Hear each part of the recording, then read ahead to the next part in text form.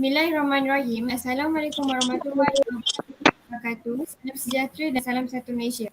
Ahli panel dan sidang hadirin yang diberkati Allah, tajuk forum kita berkisah tentang isu-isu akhlak semasa yang bertajuk transgender. Dalam era globalisasi dan dunia tanpa sepadan ini, pelbagai budaya asing mudah menyerap dalam kehidupan suatu bangsa. Segala bentuk budaya daripada pelbagai bangsa dapat dilihat dan diamalkan serta-merta. Kecelaruan budaya ini begitu mudah berlaku dengan alat teknologi moden dan maklumat yang begitu pantas dalam era globalisasi ini. Transgender ialah istilah yang digunakan untuk merujuk kepada individu yang mungkin bertindak, berfikir, mempunyai perasaan atau keterampilan yang berbeza daripada jantina lahir atau biologi mereka. Transgender bukan orientasi seks kerana seseorang transgender mungkin seseorang yang heteroseksual, homoseksual, biseksual, asexual atau sebagainya. Dalam hal ini, wujud golongan perempuan yang memakai pakaian lelaki, manakala golongan lelaki pula berpakaian seperti perempuan. Bukan itu sahaja, mereka juga sanggup membuat perbelanjaan yang besar demi mencapai kehendak mereka. Walaupun kes-kes ini jarang kedengaran, tetapi ianya memberi impak yang besar kerana ia akan merosakkan akidah seseorang sehingga menyebabkan mereka lalai dengan dosa yang dilakukan. Baiklah sidang hadirin, sebelum kita mendalami lagi tajuk ini, saya akan memperkenalkan ketiga-tiga ahli panel kita pada hari ini. Puteri Maisarah Nurjannah binti Abdul Rahman sebagai panel pertama. Assalamualaikum warahmatullahi wabarakatuh dan salam sejahtera saya ucapkan. Saya Puteri Maisarah Nurjannah binti Abdul Rahman selaku panel pertama. Luqman Hakim bin Nur Hisham sebagai panel kedua. Assalamualaikum dan selamat sejahtera saya ucapkan kepada para. Saya Luqman Hakim bin Nur Hisham selaku panel kedua. Dan panel ketiga iaitu Nur Husna Atika binti Jamil. Assalamualaikum dan salam sejahtera. Saya Nur Husna Atika binti Jamil selaku panel 3. Seterusnya, saya mempersilakan Puteri selaku panel pertama untuk memberikan huraian yang lebih terperinci mengenai pengertian LGBT dan kegiatan LGBT yang tersedia di Malaysia pada hari ini. Silakan. Terima kasih saya ucapkan kepada saudari Syafiqah selaku moderator kita pada forum kali ini. Saya selaku panel 1 akan membahas tentang pengertian LGBT dan juga kegiatan LGBT yang berlaku dalam komuniti masyarakat masa kini. LGBT merupakan satu istilah yang kita gunakan untuk merujuk kepada individu yang mempunyai orientasi seksual iaitu ketertarikan secara seksual, romantis atau emosional terhadap individu lain tanpa mengira jantina individu tersebut. Selain itu, LGBT merupakan satu akronim yang digunakan untuk merujuk kepada orientasi seksual yang umum diketahui oleh masyarakat seantero dunia, contohnya seperti lesbian, gay, bisexual dan juga transgender. Perkataan LGBT ini merupakan gabungan antara keempat-empat orientasi seksual yang baru saya sebutkan serta tadi. Seterusnya, saya akan menerangkan dengan lebih terperinci apa itu golongan LGBT. Yang pertama adalah lesbian. Lesbian merujuk kepada seorang wanita yang mempunyai perasaan terhadap wanita lain. Yang kedua adalah gay. Gay merujuk kepada seorang lelaki yang mempunyai perasaan terhadap lelaki lain. Manakala bisexual merujuk kepada seorang individu yang tertarik kepada individu lain tanpa mengira jantina individu tersebut. Yang seterusnya adalah transgender. Transgender boleh dibahagikan kepada dua jenis iaitu trans lelaki dan juga trans perempuan.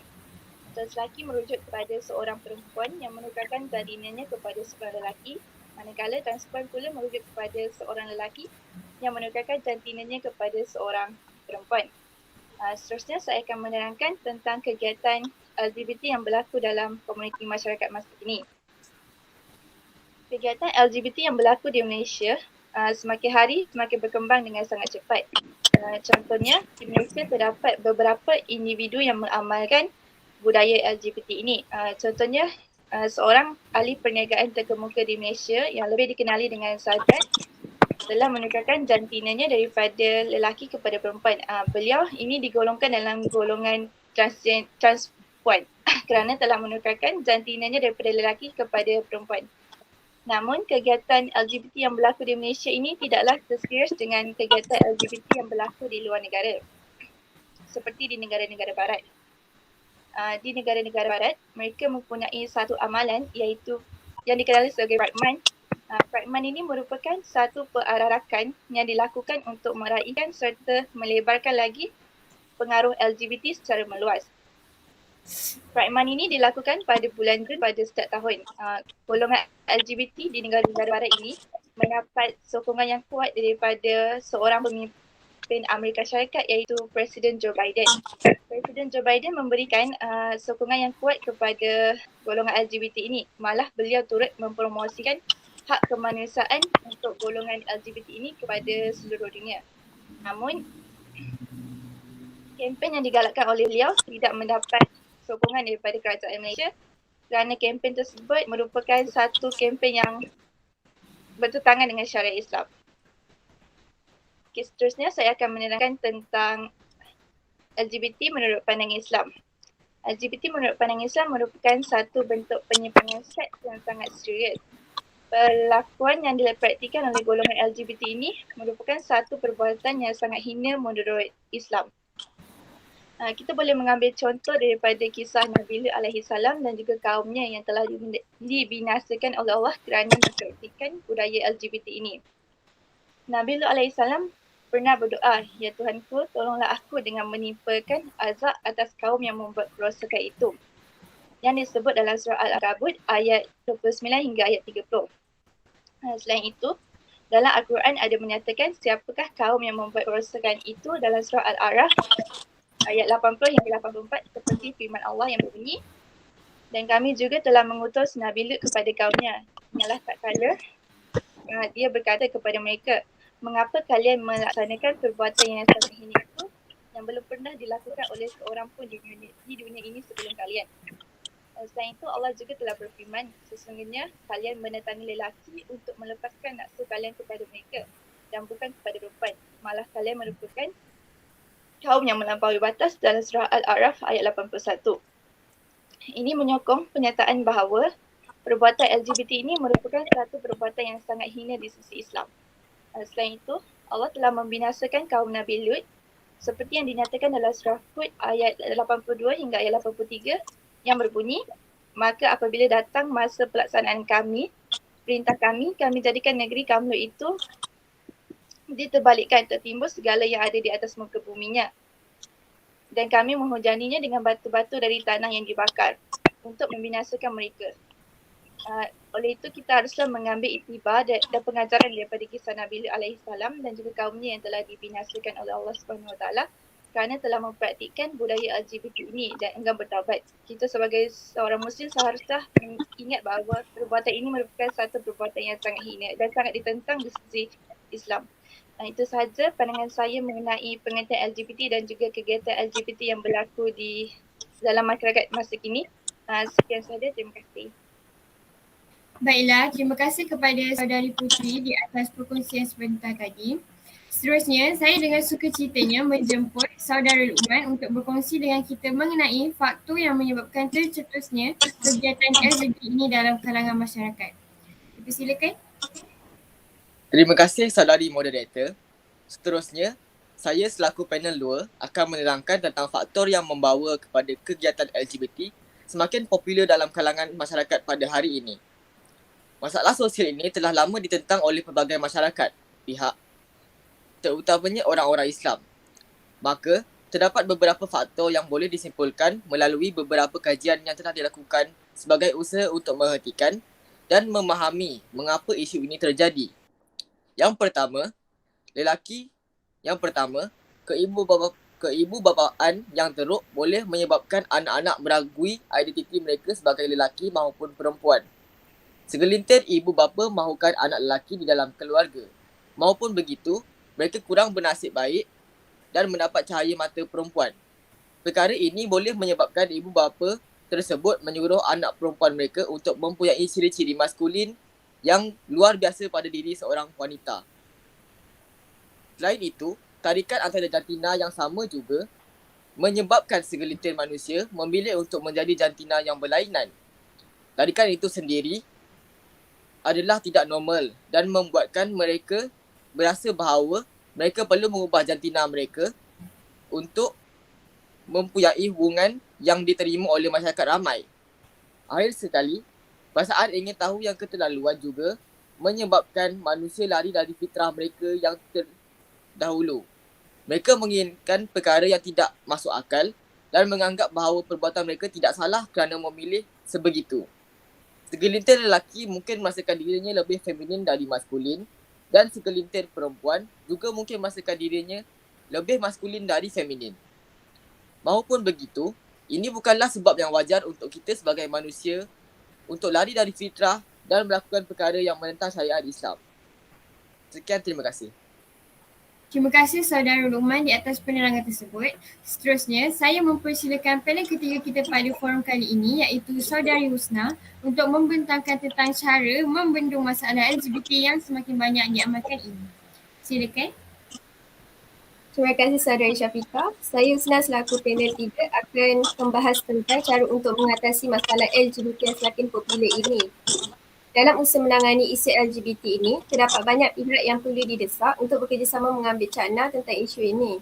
Antara tindakan yang perlu dilakukan untuk menghalang merebaknya LGBT dalam masyarakat ialah pihak kerajaan perlulah menolak mana-mana pemimpin yang menggalakkan perluasan LGBT itu. Pemimpin yang menyokong golongan ini perlulah dijauhi oleh masyarakat kerana pemimpin boleh membawa pengaruh yang besar kepada orang bawahannya. Semakin ramai orang yang berada di bawah pemimpin yang menyokong LGBT ini, semakin luas jugalah orang yang terpengaruh dengan isu LGBT.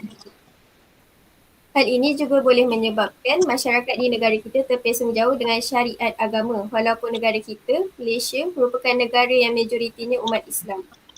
Sebagai negara Islam, masyarakat perlulah memikirkan tentang keburukan amalan songsang dalam hubungan sesama manusia kerana hal ini boleh menjatuhkan kesejahteraan masyarakat di negara kita. Selain itu, masyarakat juga perlulah saling memberi kesedaran antara satu sama lain agar tidak terhanyut dengan dunia songsang ini. Mereka yang pernah mempunyai sejarah mengikuti dan menyokong LGBT dapat membaiki kesilapan yang mereka lakukan dan masyarakat yang lain perlulah memberi galakan kepada mereka untuk terus berubah ke arah kebaikan serta tidak menghina masa lampau mereka. Misalnya, masyarakat dapat saling bekerjasama dengan menubuhkan pusat kebajikan untuk golongan LGBT ini bertaubat daripada dunia LGBT. Di pusat kebajikan tersebut, masyarakat dapat menyediakan perubatan, psikologi dan khidmat nasihat dengan bantuan pihak NGO untuk membantu mereka jauh daripada hubungan songsang. Jika masyarakat meminggirkan orang yang pernah berkait dengan isu LGBT ini, perkara ini boleh menyebabkan mereka tidak termotivasi untuk kembali ke pangkal jalan. Oleh itu, masyarakat perlulah prihatin dengan membantu golongan ini sebagai pencegahan awal supaya masyarakat di negara kita dapat hidup dalam keadaan yang sejahtera. Lanjutan isi di atas, LGBT di negara kita juga dapat dicegah melalui pihak institusi. Institusi boleh melaksanakan pendedahan tentang kewajipan penolakan budaya LGBT sejak awal lagi. Sudah menjadi fakta bahawa budaya LGBT merupakan suatu kesalahan dan berdosa, menyebabkan kita perlu menolak pengaruh ini yang bawa budaya songsang dalam hubungan sesama manusia.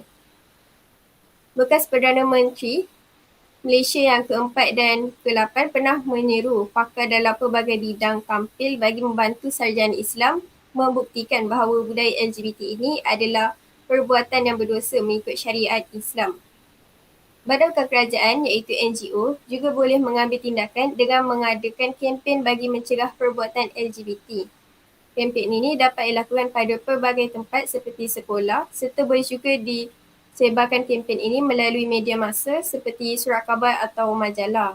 Pada kempen ini, NGO juga boleh menyebarkan tentang keburukan yang akan dihadapi oleh orang yang mengikuti budaya LGBT ini. Sebagai contohnya, kehidupan mereka tidak akan tenang jika mereka terus hanyut dalam perbuatan yang bergelumang dengan dosa ini. Dengan adanya kempen yang dijalankan ini, kita dapat membasmi merebaknya budaya LGBT ini. Akhir sekali, ibu bapa yang merupakan penjaga anak-anak dari kecil perlulah peka dengan tingkah laku anak-anak mereka. Hal ini demikian kerana perubahan tingkah laku anak-anak perlulah dikawal oleh ibu bapa kerana anak-anak boleh terpengaruh dengan budaya LGBT ini disebabkan oleh emosi mereka yang tidak stabil. Ibu bapa juga perlulah tegas dalam membendung masalah ini supaya anak-anak mereka tidak terlibat dengan budaya songsang ini. Ibu bapa juga sedia maklum bahawa anak-anak mereka boleh terlibat dengan hubungan songsang ini melalui pengaruh rakan sebaya. menyebabkan ibu bapa juga perlu prihatin dengan orang yang berhubung dengan anak-anak mereka supaya mereka tidak terlibat dengan masalah sosial ini.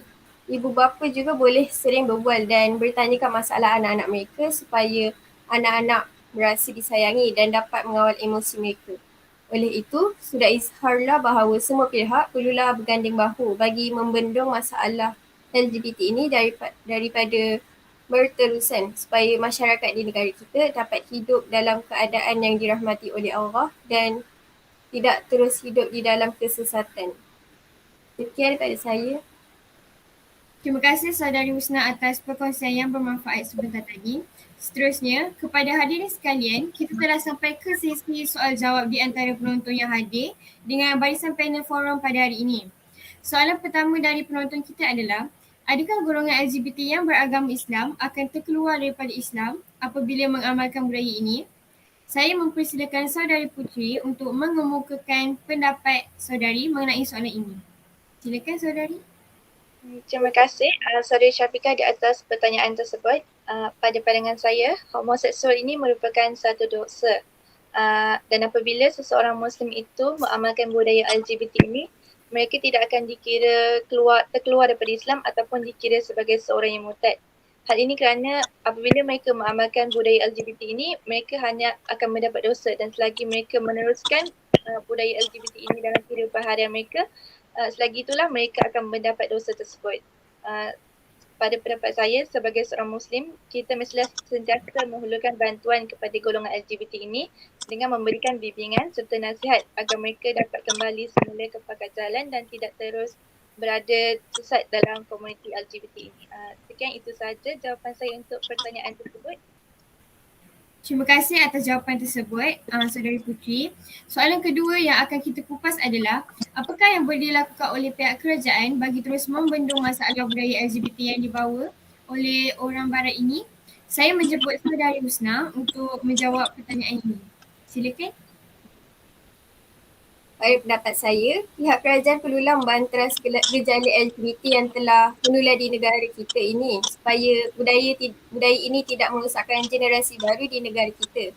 Pihak kerajaan boleh menolak mana-mana pihak yang menyokong budaya LGBT di negara kita dan menjauhkan mereka daripada masyarakat supaya mereka tidak mempengaruhi masyarakat yang lain, terutamanya anak-anak muda kini. Pihak kerajaan juga boleh mengambil tindakan dengan menangkap dan memenjarakan mereka yang terlibat dengan perluasan budaya ini. Setelah membuat penangkapan, pihak kerajaan perlulah menyertakan proses pendidikan agama ataupun memberikan tarbiyah kepada mereka yang telah hanyut dalam budaya ini. Sekian daripada saya. Terima kasih atas penjelasan anda, Saudari Husna. Seterusnya, soalan yang saya terima daripada penonton adalah, apakah masalah seksual orientasi disebabkan gangguan mental? Saya mempersilakan Saudara Luqman untuk memberikan pendapat beliau. Silakan.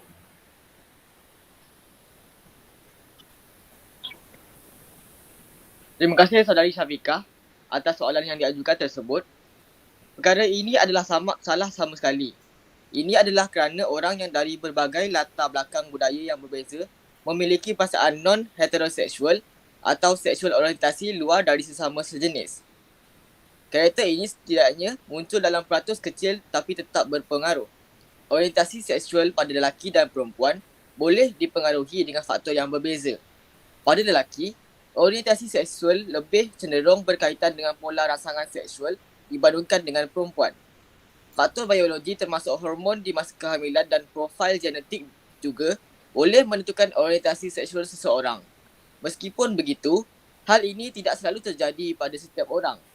Dari bukti yang telah tersedia, ahli saintis mendapati faktor biologi dan lingkungan sosial saling berkait untuk mempengaruhi orientasi seksual seseorang. Sekian, terima kasih. Terima kasih Saudara Luqman atas perkongsian tersebut. Perkara lain yang menimbulkan pertanyaan hadirin kita pada forum kali ini adalah, adakah masyarakat boleh saling membantu dalam meringankan masalah budaya LGBT ini? Saya mempersilakan Saudari Husna sekali lagi untuk menyuarakan pendapat beliau. Silakan. Baiklah. Pada pendapat saya, masyarakat boleh melakukannya. Hal ini juga terbukti dengan adanya masyarakat yang prihatin dengan membantu golongan ini untuk insaf dan kembali ke jalan yang benar. Sikap masyarakat yang positif pada masa ini juga membantu mengurangkan perkembangan budaya songsang ini. Apabila wujud kehadiran masyarakat yang mahu memberikan bantuan kepada orang yang sudah terpengaruh dengan LGBT ini, masyarakat dapat memberikan motivasi kepada mereka bahawa ianya belum terlambat lagi bagi mereka untuk kembali ke pangkal jalan. Masyarakat juga perlulah menjauhi sikap prejudis terhadap golongan ini dengan memberi mereka peluang untuk bertaubat. Hal ini demikian kerana bagi mengelakkan kemurkaan Allah yang amat ditakuti oleh umat Islam seperti yang pernah diriwayatkan oleh Ahmad dari Ibnu Abbas dari Nabi Allah berkata, semoga Allah mengutuk orang yang melakukan perbuatan kaum Lut. Semoga Allah mengutuk orang yang melakukan tindakan kaum Lut. Itu daripada saya. Terima kasih. Terima kasih Saudari Husna. Kita beralih pula kepada soalan yang terakhir yang ditanyakan oleh penonton pada forum kali ini iaitu apakah reaksi masyarakat apabila berdepan dengan isu LGBT di Malaysia?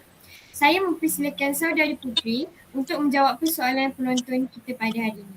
Silakan. Terima kasih Saudari Syafiqah atas soalan tersebut. Pada pendapat saya, terdapat segelintir masyarakat di Malaysia yang lebih gemar melemparkan kata-kata yang berbau hinaan dan terus mendatakan hukuman kepada golongan LGBT ini. Hal ini akan mengakibatkan golongan LGBT ini merasakan bahawa agama Islam ini hanyalah khusus untuk golongan eksklusif saja. Walhal dalam konteks Islam yang sebenar, mereka juga berhak mendapat beribu peluang untuk kembali ke pangkal jalan kerana rahmat Allah melebihi kemurkaannya. Dari Abu Hurairah dari Nabi Muhammad sallallahu alaihi wasallam, baginda berkata, tak kala Allah menciptakan makhluknya, dia menulis dalam kitabnya yang kitab itu terletak di sisinya di atas aras, sesungguhnya rahmatku lebih mengalahkan kemurkaanku. Itu sahaja jawapan saya untuk pertanyaan tersebut. Sekian, terima kasih. Terima kasih Saudari Putri atas perkongsian tersebut. Demikian tadi rumusan perbincangan daripada semua ahli panel kita mengenai isu transgender. Kesimpulannya, marilah sama-sama kita menginsafi diri dengan melihat bahawa ini bukanlah lagi isu yang remeh, tetapi sama-sama kita saling menasihati dan mengelakkan diri dari perkara-perkara yang bertentangan dengan agama Islam. Semoga dengan ini hati kita dapat tunduk dan patuh kepada perintah Allah SWT dengan penuh keredaan dan berjanji setia untuk taat dengan suruhan Allah SWT. Terima kasih kepada ahli panel yang sudi membicarakan dan berkongsi ilmu tentang isu akhlak semasa iaitu transgender. Semoga forum ini menjadi wadah melahirkan manusia yang taat dan patuh pada perintah Allah SWT serta meninggalkan segala larangannya. Harapan saya adalah semoga forum ini mampu memberikan informasi bermanfaat buat semua hadirin yang dihormati. Sekian, wabillahi taufiq wal hidayah. Wassalamualaikum warahmatullahi wabarakatuh. Salam sejahtera dan salam satu Malaysia. Sekian, terima kasih.